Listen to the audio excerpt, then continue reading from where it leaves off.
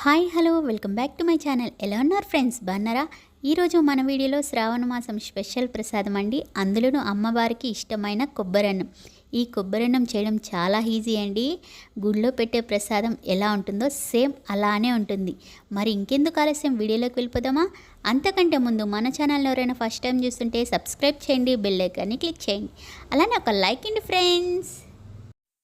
ఈ ప్రసాదం కోసం మనం ముందుగానే రైస్ అన్నది ఉడికించి పెట్టుకోవాలండి. నేనైతే రైస్ అయితే వండి పెట్టేశాను. ఈ రైస్ పొడి పొడిగా ఉండాలి, వేడిగా అయితే అస్సలు వండకూడదండి. ఇలా ఒక ప్లేట్లో తీసి పెట్టుకుంటే రైస్ అన్నది చల్లగా అవుతుంది. చూసారు కదా, ఇలా పొడి పొడిగా రెడీ చేసి పెట్టుకొని పక్కకు పెట్టుకోవాలి.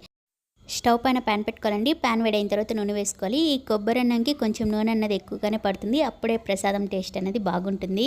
నూనె కాగిన తర్వాత ఒక 1/2 టేబుల్ స్పూన్ ఆవాలు, ఒక 1/2 టేబుల్ స్పూన్ జీలకర్ర, ఒక 2 టేబుల్ స్పూన్ల శనగపప్పు, ఒక 2 టేబుల్ స్పూన్ల మినప్పప్పు, అలానే జీడిపప్పును కూడా వేసుకోవాలండి. జీడిపప్పు మీకు ఇష్టం వచ్చినంతగా వేసుకోవచ్చు. వీటిని బాగా గోల్డెన్ బ్రౌన్ కలర్ వచ్చేంత వరకు వేయించుకోవాలండి. ఇవి ఇలా వేగిన తర్వాత ఒక 2 ఎండుమిరపకాయలు, ఒక 2 పచ్చిమిరపకాయలని సన్నగా తుంచి వేసుకోవాలి. వీటితో పాటు కాస్త కరివేపాకు కూడా వేసుకోవాలండి. ఈ పోపు అన్నది వేగేలోపు మనం కొబ్బరిని ఆల్రెడీ తురుము పెట్టుకోవాలండి. అప్పటికప్పుడు మనం కొట్టింటాం చూడండి కొబ్బరి, అందులోనే ప్రసాదం అయితే సూపర్గా ఉంటుంది. నేనైతే 1 కప్పు కొబ్బరి తురుము వేసుకున్నాను. కొబ్బరిని వేసిన తర్వాత ఎక్కువసేపు అయితే వేయించిన అవసరం లేదండి, ఒక 2 నిమిషాల పాటు వేయించుకుంటే సరిపోతుంది. దీంతోపాటు మిరియాల పొడి 1 టేబుల్ స్పూన్, మీకు ఇష్టమైతే వేసుకోవచ్చండి, లేదంటే స్కిప్ చేయొచ్చు. మిరియాల పొడి వేసిన తర్వాత ఒకసారి కలుపుకోవాలండి. ఇప్పుడు రుచికి సరిపడా ఉప్పు అన్నది వేసుకోవాలి. ఇలా ఒక్కసారి కొబ్బరన్నం చేసి చూడండి ఫ్రెండ్స్, చాలా చాలా బాగుంటుంది. మిరియాల పొడి వేస్తే ఇంకా బాగుంటుందండి. చాలా వరకు కొంతమంది వేయరు, వేసి చూడండి, టేస్ట్ అయితే చాలా బాగుంటుంది. ఇప్పుడు మనం రైస్ని రెడీ చేసి పెట్టుకున్నాం కదా, ఆ రైస్ వేసుకోవాలండి. రైస్ని వేసిన తర్వాత ఈ పోపు మొత్తం కలిసేలాగా కలుపుకోవాలి.